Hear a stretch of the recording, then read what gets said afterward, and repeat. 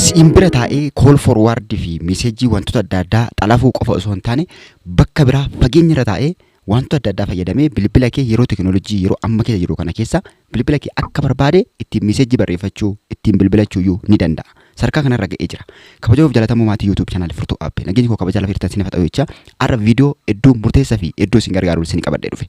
Viidiyoon kun namoota bilbilli keessan akka xalafame yookiin immoo namaan to'atamaa jiraachuu yookiin bilbilli keessan sababiin isaa bilbila nuti qabannaa jennu kun bilbila smartphone namoonni hedduun kan qabatan yeroo ammaa kanatti bilbilli smartphone kun immoo wantoota adda addaa faayilota keenya yookiin immoo sagalee keenya meseejii keenya yookiin namoonni biroo bilbila keenya akka barbaadanitti kontrol gochuu akka danda'an gochuu ni danda'a jechuudha. Sababiin isaa yeroo teknoolojii waan ta'eef viidiyoon har'a isiniif qabadhee dhufe kana keessatti akkamitti namoonni bilbila keessan to'achuuf mallattoo warreen ta'an warreen agarsiisan bilbilli keessan to'atamaa jiraachuusaa akkamitti akka isin bartanan isin qabadhee dhufe wantoota gurguddoo karaa ittiin bilbilli keessan nama biraatiin hordofamaa jiraachuu meseejii naa ta'u call forward naa ta'u karaalee adda addaatiin naa ta'u karaa barbaadaa ta'u karaa kamiyyuu ta'u karaa ittiin adda isin baafattanan isinitti agarsiisa. Viidiyoo kana hanga dhumaatti hordofaa namoonni haaraan subscribe gochuudhaan YouTube channel Furtuu App dabalamaa akkasumas viidiyoo kana laayikii walii keessaniif share gochuudhaan eegalaan isin jira. Yaada fi gaafii qabdan biroo immoo comment irratti na barreessaa. Viidiyoo kana keessatti wantoota gurguddoo 5 isiniif qabadhee dhufee wantoota gurguddoo 5 nuti wajjin laallu bilbilli keessan xalafamu mallattoo warreen ta'ani. Mallattoo kana ofirratti yoo agartan bilbila keessan irratti yoo agartanii mallattoon isinitti agarsiisu 5 kana ofirratti bilbila keessan irratti yoo agartanii lakkaa bilbilli koo xalafamee jettanii yookiin mala ittiin immoo ofirraa gargar baastan isinitti agarsiisa. Hunda isaa wajjin ilaalla. Ani yeroon viidiyoo isiniif hojjedhu gaafii isaa yookiin immoo gaafii keessaniif deebii isaa fi gaafii isaa walumatti qabetan isiniifidha. Amma akkaataa isin ittiin xalafamuuf dhiisuu isaa adda baastan isinitti agarsiisa. Lammaffaa immoo akkamitti akka isin ofirraa adda baastanan isinitti himaa jechuudha. Akka yeroo kaanii koodii lakkoofsatti naqnee adda baasna waan akkasii osoo hin taane waan diiteelii ta'e jechuudha. Keessumaa kaameraa adda addaa fayyadamanii sagalee adda addaa lafa isin ooltan haala isin keessa jirtan lookeeshinii isin irra jirtan warreen aakii gochuu barbaadan warreen to'achuu barbaadan namoota isin jaalatan haa ta'u namoota kaan haa ta'u akkasumas immoo akaroota biroo haa ta'u kamillee viidiyoo kana booda salphaatti adda baastanii barattuun isiniin jedha. Wanti kun waan fuuldratti dabalaa deemu waan ta'eef itti fayyadamaa isiniin jedha. Gara viidiyootti waliin haa dabarru.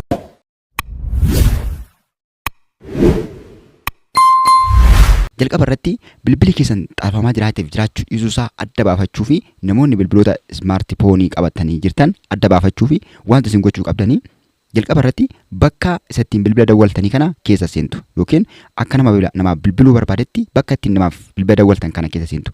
Bakka kana keessa akkuma seentaniin sararoota tuttuqaa gara olii kana irratti kilikii gootanii gara keessaa seentu yookiin sarara dootii xixiqqoo gara olii jirtu kanatti kilikii gootanii gara keessaa seentu. Gara keessaa seentan wantoota kana isiniif fida seeting kan jedhu kanatti kilikii gootu. Seeting irratti kilikii gootanii gara keessatti seentu. Akkuma gara keessatti seentaniin as ol harkifattaniiti jala kana barreeffama supplementary service jedhutu jira. Supplementary service iddoo kanatti kilikii gootanii gara keessaa seentu. Gara keessaa akkuma seentaniin simii isin bilbila keessaa qabdan simii tokkoffaan gubbara jira, simii lammaffaan daga kana jira jechuudha. Erga kanatti seentaniin booda jalqaba irratti kan argamu kana call forward kun sagaleen keessan nama biraatti sagaleen keessan xalafamee jiramoo hin jiru waan jedhu wajjiniin ilaallaa jechuudha. Kanaaf sagaleen keessan xalafamee jiraachuuf dhiisuusaa fi yookiin immoo lakkoofsa sagaleen keessan irratti xalafame yoo adda baafachuu yoo barbaaddani bakka call forward jedhu kanatti kilikii gootu. Call forward irratti kilikii gaafa gootan amma waa lama isiniifidha. Voice moo yookiin immoo sagalee moo viidiyoodha isiniin jedha. Lachan saayyuu ilaalla. Jalqabamee sagalee ilaallu. Sagaleen kun xalafamee jiramoo xalafamee hin jiru jennee adda baasuudhaaf bakka voice call jedhu kanatti kilikii godha. Sanatti kilikii gaafa gootan yeroo muraasaaf roteetii godheeti isiniifidha jechuudha. Roteetii godhee sarchi godhaa jechuudha. Maaliif wanti xalafamee jiramoo xalafamaa hin jiru jedhee ofuma isaa sarchi godhee akkanatti fidee jira jechuudha. Akkanatti fidee maal jedha? No number set jedha jechuudha. Amma arfan isaarratti iyyuu jechuudha. Namni biraa bilbila keessan xalafee lafa biraa taa'ee isin hordofaa jira taanaan immoo bakka kanatti kan inni fidu lakkoofsa nama sanaa fida jechuudha. Lakkoofsa nama kana sanaa yookiin lakkoofsa nama isin hordofaa jiru iddoo kanatti listii isinii godha. Isin irra kilikii gochuudhaan irraa balleessitu jechuudha. Yookiin immoo karaa ittiin balleessitan karaa biroos isinittan hima.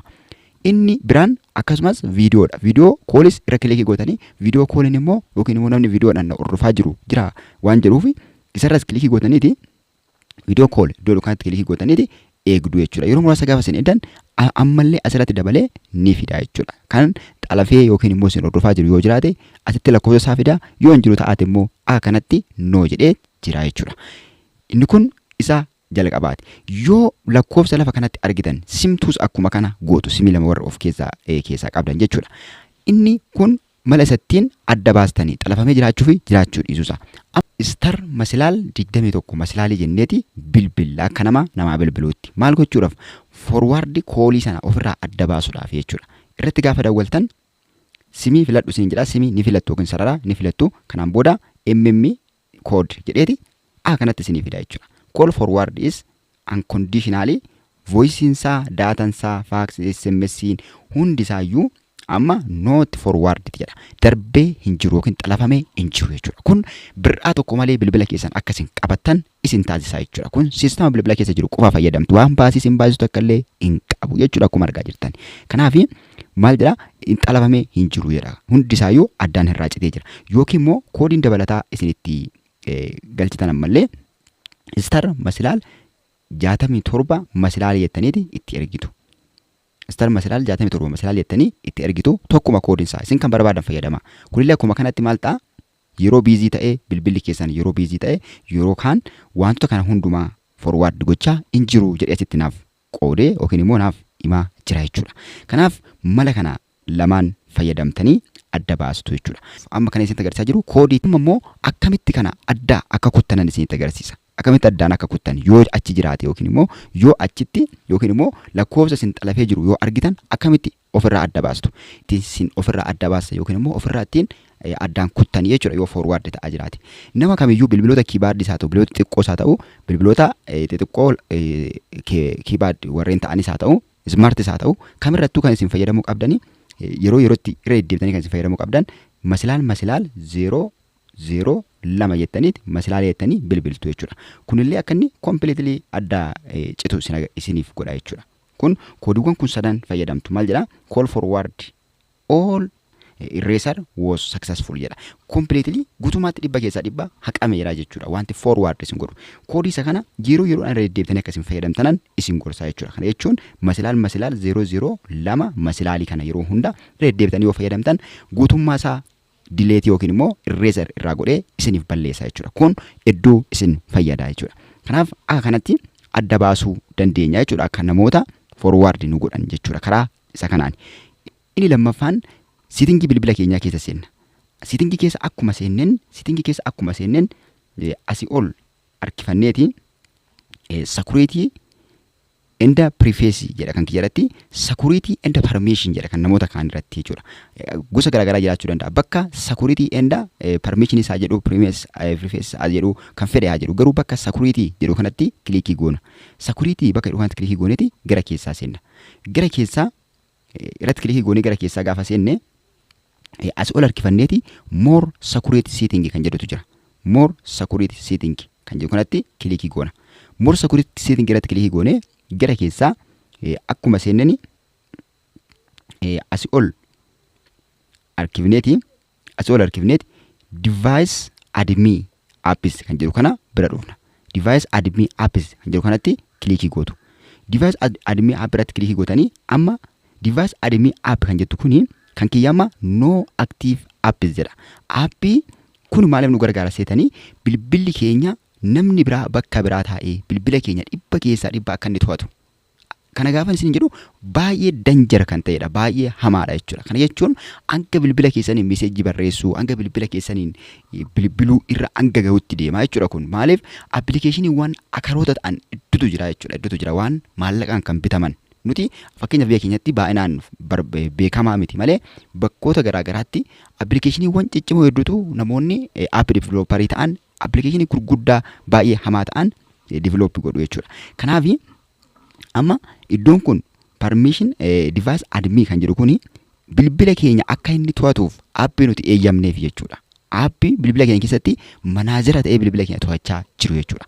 Nama sanaaf abbaan appii sun kan isin beekuu qabdanii appilikeeshiniin as keessa jiru yookiin appilikeeshiniin nuti fayyadamnu marti isaanii abbaa qabu. Kana sirriitti beekuu qabna jechuudha.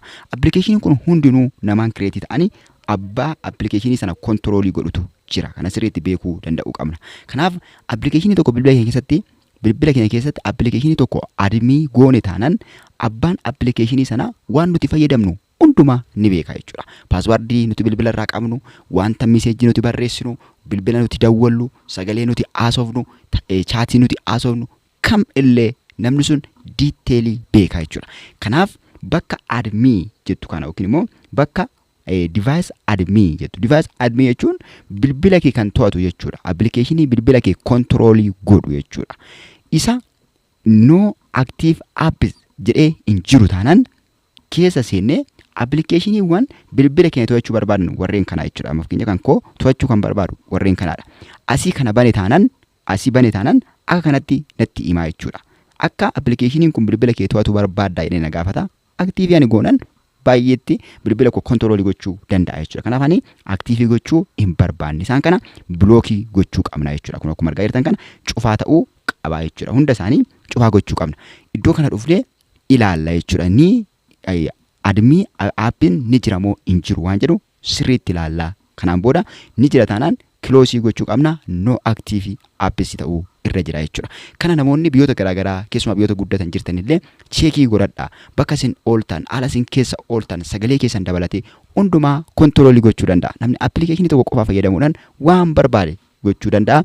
Isa kanaaf of eeggannoo gochuu qabnan isin jedha. Isa sadaffaatti waliin dabarru. Ammallee siitingii jala deemna. Siitingii bilbila keessanii jala deemna yookiin immoo siitingii jala deemtanii idduma ammaatti deebitu jechuudha. Idduma security and permission jedhu yookiin immoo security and privacy jechuu danda'a jechuudha kan keessan irratti. Isa radhattu amma kan koo security and privacy as jira. Bakkuma ammaa sanatti deebina. Deebinee irratti kilikii goona. Irratti kilikii gooneti as ol harkifannaa jechuudha. Kan ammaa more security settingidha. Amma garuu as ol harkifne permission manager kan jedhu kanatu jira. Permission manager kan jedhu kanatti kilikii goona. Permission manager irratti kilikii gooneti gara keessaa seenna. Gara keessaa akkuma seenneen waan main point ta'e kan isin ilaaluu qabdanii kaameeraa akkasumas maayikiraafoonii warreen kana bilbilli isin eeyyama keessaniin waan kana fayyadamu kam akka ta'e ilaallaa jechuudha. Amma warreen kana hundumaa yeroo biraa viidiyoo isaaniif fidee dhufa. Ammaaf garuu wantoota lama qofa keessa ilaalla. Maayikiraafoonii fi kaameeraa duwwaa jechuun namni kaameraadhaan bilbilli keessan ofuma keessan isin bira oolee akkasii waraabaa hin oollee fi kaameeraa kan eeyyamtaniif akkasumas immoo maayikiraafoonii sagalee keessan akka waraabuuf bakka biraa taa'ee appilikeeshinii sagalee keessan aksesii godhee sagalee keessan riikaardi godhee waan isin haasoftan waan isin nama faana haasoftan bilbila keessan lafa keessanii bilbila keessan cufaa jira isin namatti haasa'uu dandeessu.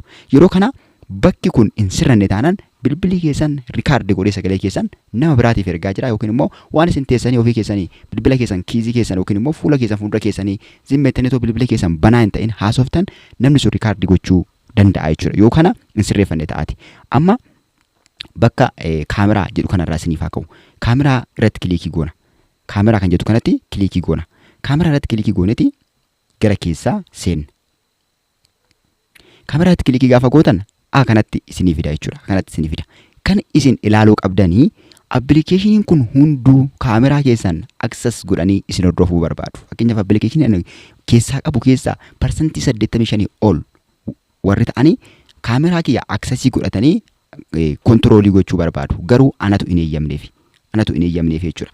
Akkuma gubbaa kanatti argitanii allowed all the time kan jettu kun jala isaatti no apps allowed jechuu qaba. No apps allowed jedhee barreeffamuu qaba jechuudha. Yeroo hunda kaameraa koo fayyadamee kan na to'atu an appilikeeshinii kamiifuu hin eeyyamne. Kana amma beektanii eeyyamtu isin jechaa hin jiru. Tarii osoo hin beekin okeedhuma irratti jettanii eeyyamuu fi dandeessu otoo hin beekin. Kun immoo viidiyoon kun kan isin gargaaru seentanii akka isin sirreessitanidha jechuudha. Seentanii akka isin sirreessitanidha. Bakki isin seentan waan isin rakkisu akka illee hin qabu isinitti agarsiisera. Jalqaba irratti security and permission yookiin immoo security and privacy kan jedhu jala seentu isin jedheera. Kun as siitingi akkuma seentaniin bilbila kamiyyuu haa ta'u security and privacy keessa seentanii irra kilikii gootaniit gara fuula duraatti deemtanii ol harkifattanii jala isaa permission manager kan jedhu kana barbaadanii irratti kilikii gootu. Irratti kilikii gootanii keessa akkuma seentaniin wantoota hedduutu jira. Garuu amma kan isinitti agarsiisu kaameraadha. Iddoo kaameraa jedhu kanatti kilikii gootu. Iddoo kaameraa jedhutti kilikii gootaniiti kan isin eeggachuu qabdan allowed all the time kan jedhu kana jechuudha. Amma kana otoon eeyyame appilikeeshinii barbaadeef eeyyamuu nan danda'a jechuudha. Yeroo hundumaa kan inni kaameraa kootiin kan na to'atu. Gaaf kana mallattoon kaameraa as gara olii kanatti bahee jira jechuudha. Akkuma asitti argitan sagaleen aadiyoo amma gubbaa kana gadi mul'ataa jirti. Sagaleen aadiyoo gubbaa kana mul'ataa jira. Maaliif aadiyoo rikaardi gochaa waan hin jiruuf sagaleen aadiyoo bahe. Yoo kaameraas eeyyamtan garuu kaameraan iddoo kana dhufa jechuudha. Fakkeenyaaf yeroo suura kaastan yeroo viidiyoo waraabdan mallattoon kaameraa iddoo kana dhufti. Akka kanatti otoon appilikeeshinii birootiif sa'aatii hundumaa sa'aatii barbaadne to'adhu jedhee iddoo kana eeyyamee ta'aade iddoo no app is allowed jedhu kana otoon eeyyamee salphaatti kaameraan bakka kanatti ol ba'a. Waaninaan lafanaan oolu kaameraan kee otoon hin beekin waraabaa nama sanaaf waan sanaaf appilikeeshinii sanaaf dabarsaa oola jechuudha. Isa kana dhorkuu danda'uu qabna. Kanarraan kan hafe appilikeeshinii warreen kaan allowed only fakkeenyaaf allowed only with while use kan jedhu kana fakkeenyaaf yeroon appilikeeshinicha fayyadamu kaameraan ni barbaachisa ta'ate kaameraa fayyadamuuf kan hin eeyyame hunda isaanii sanaaf hin eeyyame jechuudha. Hunda osoo ta'uu baate kan hin eeyyaminis jira. Fakkeenyaaf kan hin eeyyamin baay'ee isaatu jira jechuudha. Amma not allowed kan jedhu jira. Not allowed jedhee iddoo kanatti fakkeenyaaf wantoota adda addaatu jira jechuudha jala. Anatu eeyyamuu dide jechuudha. Waan an dhiisefan qaba. Isinillee akka kana appilikeeshinii isin barbaachisu qofaaf eeyyamuu qabdu jechuudha. Fakkeenyaaf tokkorratti kilikii godhee isin agarsiisu. Tokkorratti kilikii godhee isin agarsiisu. Kiroomii fakkeenyaaf amma kiroomirratti kilikii yoon godhe kiroomiin kamirra jira? Kiroomiin kan irra jiru allow only while use the app. Yeroon aappii kana fayyadamu duwwaa akka inni kaameraa fayyadamu akka hin rakkisneefan godha. Yoon barbaade immoo kan hin barbaanne fakkeenyaaf appilikeeshinii an hin beekne waan inni na fayyadu kan hin beekne as keessa kan hin eeyyameef yoo jiraate jechuudha. Wantoota akka miitingiif ta'an wantoota barbaachisoo ta'an kan akka yuutuubii, zuumii warreen akkasii eeyyamuu qabdu jechuudha. Tiiktookii dabalatee, waatsaappii dabalatee warreen akka telegiraam wantoota garaagaraa jechuudha. Garuu appilikeeshinii hin barbaachisne kaameraa maalitti godhettanii yaaddan immoo guutummaatti bilookii gochuu dandeessu jechuudha. Maaliif waan isin fayyadu takka illee hin qabu waan ta'eef. Akkanatti asii nuti allowed all the time kun jedhu aappii no aappii ta'uu qaba. Garuu allowed only while in use kan jedhu kun immoo appilikeeshinii filattan keessaa eeyyamuu dandeessu. Warra kaan immoo guutummaatti eeyyamuu dhiisuu dandeessu. Kun kaameraadha. Amma maayikiraafoonii isinitti agarsiisu. Maayikiraafoonii isinitti agarsiisu. Maayikiraafoonii jechuun sagalee kiyya rikaardii kan godhu jechuudha. Yookiin sagalee koo nama biraatiif appilikeeshinii biraatiif dabarsee kan kennu. Fakkeenyaaf allow all the time kan jedhu kana noodha. Hundaafuu hin eeyyamne jechuudha. Kun balaa guddaa qaba jechuudha. Numarratti effektii qaba. Lammaffaa immoo baatirii bilbila keenyarrattis effektii guddaa qaba jechuudha. Kan dafee nu jalaa dadhabu taasisa. Kanaaf amma allow only while time jechuudha. Yeroon fayyadamu qofa kan itti yeroon appilikeeshinii sana fayyadamu duwwaa kan sagalee kiyya rikaardi gochuu kan danda'u warreen kanaadha jechuudha. Warreen kanaadha. Fakkeenyaaf appilikeeshiniin amma itti rikaardi gochaa jiru X rikaardi appilikeeshinii jedhamu kanaadha. Yeroo amma rikaardi gochaa waan jiruuf mallattoo maayikiraafoonii gubbanatti ol naa baasee jira jechuudha. Kun akka gitan gara gubbaa kana mallattoo maayikiraafooniitu jira. Mallattoo maayikiraafoonii ol ba'ee jira. Maaliif rikaardi gochaa waan jiruuf namoonni tokko tokko mallattoo akka kanaa giriin iddoo kanatti ol ba'u argitanii wanti kun bilbila kootti xalafamaa jira jettanii yaaddu taanan yeroo rikaardi gootan yeroo suura kaatan kaameraa akka kanatti giriinii godhee agarsiisa taanan yeroo immoo waan adda addaa rikaardi gootan yeroo sagalee waraabdan akkanatti maayikiraafoonii ol baasa taanan okay rakkoo takkayyuu hin qabu sirriidha.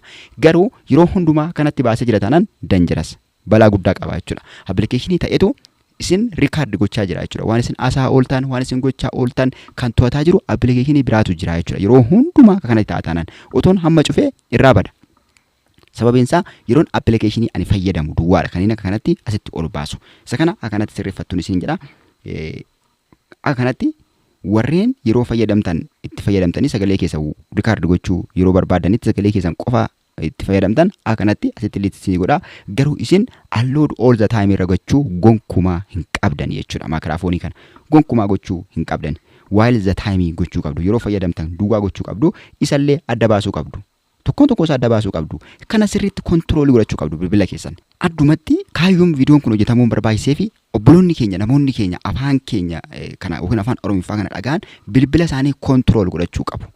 Ati bilbila bitattee namni biraa bakka biraa taa'ee bilbila kee kontirool gochuu gonkumaa hin qabu. Gonkumaa hin qabu. Isa kana sirriitti dhugaa ittiin dhagahamuu danda'uu qaba. Kan nuti viidiyoo hojjennuufis kanaafidha. Ati bilbila bitattee bilbila qabataa jirta. Namni biraa immoo bakka biraa taa'ee bilbila kee kontiroolii godha. Kun bakka wallaalummaa guddaadha jechuudha. Kana jalaa baasuuf obboloonni keenya akka kanatti sirreeffadha. Kanarra darbee isin rakkisa taanaan immoo nu gaafadha. Koomentii alatti barreessa yaada keessan yookiin immoo karaalee adda addaatiin nu qunnama. Maaliif isin gargaaruu dandeenya jechuudha. Free otoo waan tokko iyyuu hin baasin. Kaayyoon keenya akkasiin challenge hin taane, akkasiin hin dhiphanne, akkasiin waan hamaatiif dabarfamtanii hin kennamne gochuudha malee waan biraatiif iyyuu takka miti jechuudha. Kan akka kana akka goonu nu taasisu jechuudha. Kanaaf appilikeeshinii fakkeenyaaf amma appilikeeshinii hin beekne. Amma Binance jira, Camera jira, Chrome jira, Facebook jira, wantoota adda addaa Google jira, Imo jira, Inshuti. Amma appilikeeshiniin kun appilikeeshiniin ani eeyyameef kun appilikeeshiniin ani beeku duwwaadha. Appilikeeshiniin hin beekne gonkumaa hin eeyyamu. Maal gochuun qaba? Irra kiliikiin godha. Kana booda do not allowed gochuun qaba jechuudha. Amma laala appilikeeshinii akka kanatti argitanii list ta'ee jira taanan fakkeenyaaf as jala galee jira taanan appilikeeshinii sana do not allowed goonan hin bada jechuudha. Fakkeenyaaf badee jira laala. Hin jiru jechuudha. Maaliif? Anatu hin barbaadu. Inni jala sagalee koo siif hin eeyyamu hin jedheen.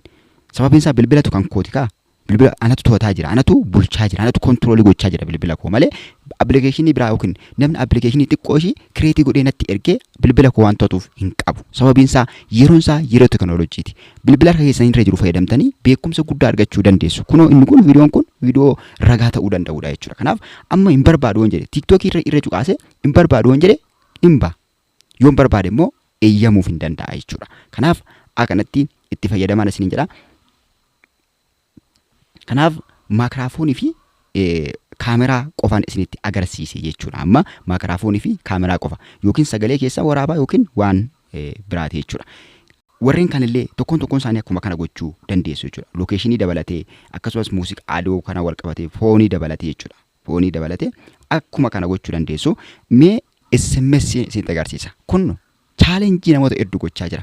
Yookiin iraan isaanii bilbila isaanii irratti SMS'n bilbila koorrattis bilbila riyaa koorrattis akka galu yookiin meesejjiin riyaa kiyyaaf ergame anaafis akka galu gochuu kan danda'u SMS fayyadamneeti jechuudha. SMS ani barreessu kun riyaa koo bira galaala yookiin immoo nama biraa bira deemaala yookiin nama nan ergeef qofaaf osoo hin taane nama biroof dhaqaala jettanii yaaddu taanaan namni biraa SMS kiyya ni to'ata jettanii yaaddu taanaan amma SMS irratti kilikii godhee isin agarsiisu. SMS irratti kilikii gaafa gootan akkanatti isinii baasa. Laala SMS irratti kilikii gaafa gootan akkatti isinii baasa. Amma kiyya hundi isaanii allowed jedha. Hundi isaanii allowed jedha. Kana maal gochuu qabna? Fakkeenyaaf tokko fakkeenyaaf fudhee isin agarsiisu. Amma true calleriin kun SMS ani barreessu hin argin appilikeeshiniin kun yoon jedhe irratti kilikii godha. Kanaan booda do not irra kaa'a. Laala do not irra kaa'ee gaafan duubatti ba'u. Laala keessaa bahee jira jechuudha. Keessaa bahee jira. Guutummaatti keessaa bahee jira. Gonkumaa meesejjinaaf ergamu appilikeeshiniin kun arguu hin danda'u. Akkuma kana appilikeeshiniin biroo jiraachuu danda'a. Amma smart switch kan jedhu kana irra kilikii godheen gonkumaa meesejjii kun argi yoon jedhe do not allow anyway jedha laa godha kanarratti jechuudha. Kanarra asirra kilikii godhe taanaan gonkumaa arguu hin danda'u. Permiishiniin irraa ka'eera jechuudha. Completely permiishiniin irraa ka'a. Baakii godhee isin agarsiisu. Amma irraa kaasan jira. Laala meeqatti galee jira? Muraasatti galee jira jechuudha. Foonii meesejjii Google fi Android Auto waan jedhu kanatu jira jechuudha.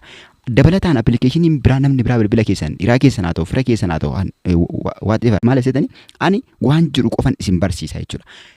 Abbaa fedhe haa ta'uuti alloodii kana jala appilikeeshiniin isin hin beekne otoo isin hin beekin bilbila keessanitti bu'ee jira taanaan irra kilikii gootanii do not allowed gochuu qabdu jechuudha. Baay'ee salphaadha jechuudha. Waan tarii jettanii shakkitan takka illee hin qabu kun isin fayyada jechuudha. Akkanatti itti gargaaraman isin jedha. Amma gara isaa dhumaa yookiin immoo gara isaa arfaffaatti waliin dabarraa jechuudha. Arfaffaa irratti kan isin gochuu qabdanii ammallee siitingii keessa seenna. Siitingii bilbila keessanii keessa seentaniiti maal ilaallaa baatirii enda device wanti jedhu jira yookiin immoo baatirii jedhee jira kan kiyya. Baatirii bakka itti kanatti kilikii gootu. Baatirii irratti kilikii gootanii gara keessaa seentu. Gara keessaa seentanii asii ol harkifattanii baatir usage waan jedhutu jira. Baatir usage waan jedhutu jira yookiin immoo baatir usage jedheen iyyuu percentiin isinii kaa'u yookiin immoo giraafidhaan isinii ka'a. Few detail iddoo tokkotti kilikii gootaniiti baatir usage baatirii keessanii ilaaltu asii ol harkifattanii appilikeeshinii isinii fida. Fakkeenyaaf TikTokii, Galaarii, YouTubeii, Pixel Art jedhee akkatti list godhee jira. Percentii isaan fayyadaman immoo asitti barreessa. Jechuudha.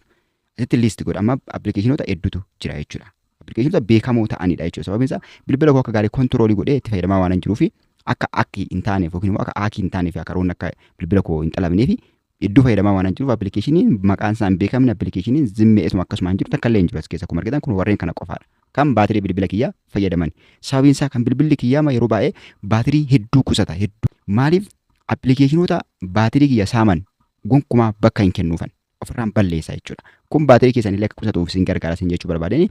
Asumaanis immoo warreen bilbila keessanii xalafanii itti fayyadaman arguu dandeessu. Kanaaf maaliin argina jettanii yoo na gaafattan appilikeeshinii asii isinii tarreessaa parsantii isaa asii gadi tarreessaa jechuudha fuula kanarra. Laala amma sooshaal miidiyaan ani fayyadame fakkeenyaaf tiiktookii, galaarii fi yuutuubii fi piksel aartii fi kiroomiidha yeroo baay'inaan kan inni fayyadamu jechuudha. Warreen ani fayyadame kanatu baatirii fudhate. Kan biraan jiru jechuudha. Otoo appilikeeshiniin bilbila koo xalafaa jiru jiraate maal godhaa asitti barreessaa parsantii inni fayyadame immoo guddisee ol kaasee agarsiisa. Maaliif seetan daataa keessan isin harkaa fuudhee rikaardi godhee yookiin immoo miseejji isaa ta'uu yookiin viidiyoodha isaa ta'uu rikaardi godhee nama sana dabarsuudhaaf baatirii guddaa barbaachisa. Kanaaf parsantiin baatirii inni fayyadamu baatirii yuuseejiinsaa ol ka'a jechuudha. Baatirii yuuseejiinsaa ol ka'a. Kanatti kan parsantiinsaa ol ka'e fakkeenyaaf tiiktookii akkuma beekamu yeroo baay'ee namni hedduun tiiktookii fayyadaman illee akkuma sana tiiktookii parsantii 2.6 fayyadame galaarii illee 2.3 dabalatee yuutuubii parsantii 1 kana caalaan kan parsantii 0.0 itti fufaa kan biraa takka illee hin jiru jechuudha. Kanaaf akka kanatti tokkoon isaa ilaaltanii baatirii yuuseejii olaanaa isa qabu irra kilikii gootu jechuudha. Akkasumatti irra gadi cuqaastu fakkeenyaaf tokko isaarra cuqaasee isinitti agarsiisu irra akkas gadi cuqaastu. Irra gaafa cuqaastan diiteelii waan jiru hundumaa isinii fida akkanatti asitti ilaaltu jechuudha. Kanaan booda appilikeeshinii kana maqaasaa qabatanii duubatti baatanii appilikeeshinii keessan keessa barbaadanii inistaalii gootanii bilbila keessan irraa balleessitu jechuudha. Gaafa sana guutummaatti bilbila keessan irraa badaa akkanatti fayyadamtu. Inni shanaffaaf xumuraatti isiniif qoodu bilbilli keessan xalafamee jira taanaan mallattoo yookiin agarsiistuu kan ta'u miseejiiwwan garaagaraatu yeroo baay'ee miseejii akkasumas sagalee koolii bilbila isin dawwaltanii hin beeknetu akka waan isin dawwaltaniitti jira. Kana jechuun nama biraatu bakka biraa taa'ee bilbila keessan hin dawwalaa jira jechuudha. Miseejiinis zimmidhee miseejiin maqaan isaa hin beekamne, miseejiin jechi isaa hin beekamne, miseejiin waan liinkii fakkaatu, miseejii jira waan akka baqa liinkii kan fakkaatu kan hin dubbifamne waan xaxamaa wayitu miseejiin gara bilbila keessanitti gala. Miseejii keessan jala gaafa seentan miseejii isin hin barreessine miseejii waan xaxamaa argitu jechuudha. Kun agarsiistuudha jechuudha. Agarsiistuu bilbilli keessan xalafamuusaa agarsiisudha. Akkanatti of eeggachuu qabduun isiniin jedhaa. Akkanatti itti fayyadamaa waan akka kaameeraa, waan akka maayikiraafoonii fi wantoota akka miseejii wal qabatu kana sirriitti of eegdanii bilbila keessan to'achuu dandeessu isiniin jedhaa. Itti gargaaramaa. Viidiyoon kun osoo itti tole immoo laayikii gochuudhaan obboloota keessan akka keessan baratan jettanii yaaddaniif sheerii godhaa. Waan isin hin galle yeroon barsiisu kana waan konfiisu isin godhe yoo jiraate immoo koominii irratti naaf qoodaa. Nagaan naaf turaa. Yeroo gaarii viidiyoo biraatti wal agarra. Nagaatti.